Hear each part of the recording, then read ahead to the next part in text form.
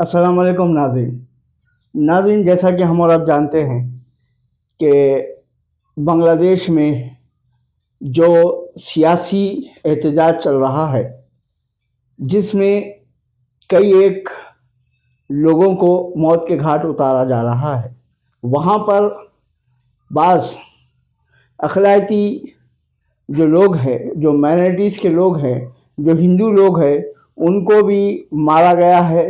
इसके ऊपर हिंदुस्तान में मुख्तलिफ़ मकामात पर एहतजाज दर्ज हुआ है। तो आज इसी पे बात करेंगे कि क्या बांग्लादेश में माइनॉरिटीज़ के जो लोग हैं, जो हिंदू लोग हैं, क्या वो सेफ़ नहीं है। अनीस भाई, सबसे पहले एक अहम मौजू चल रहा है पूरी दुनिया में कि बांग्लादेश में जो सियासी एहतजाज चल रहा है, जिसके अंदर चंद माइनॉरिटीज़ के लोग भी जद में आ रहे हैं और उनका कत्लेआम भी हुआ। जी, अस्सलाम वालेकुम। सुभान साहब,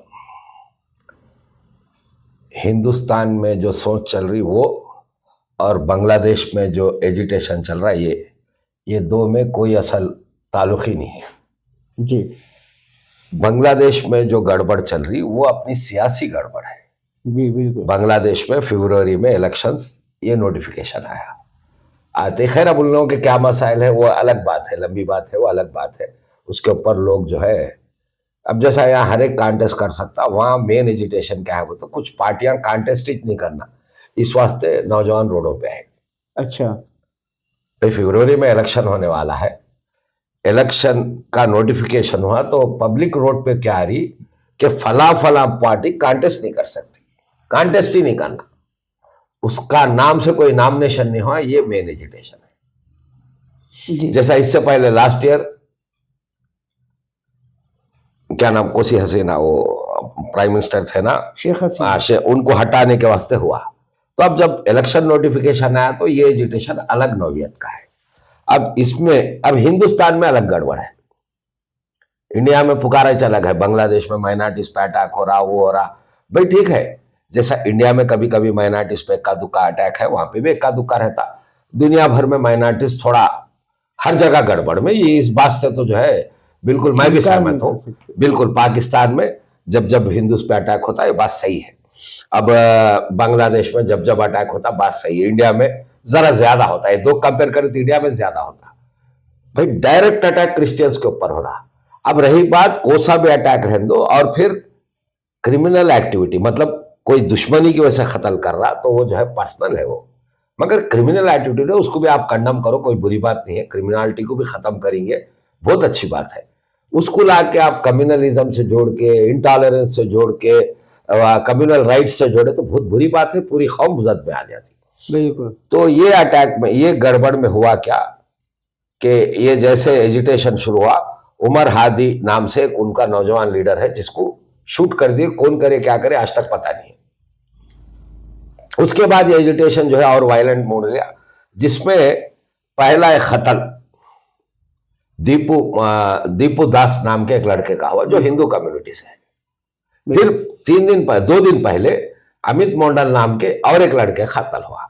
अब गवर्नमेंट क्या बोल रही है, इससे इसका ताल्लुक ही नहीं है, कोई कम्युनलिज्म नहीं होती, और दीपू दास का एजिटेशन में कत्ल हुआ, ये अलग बात है।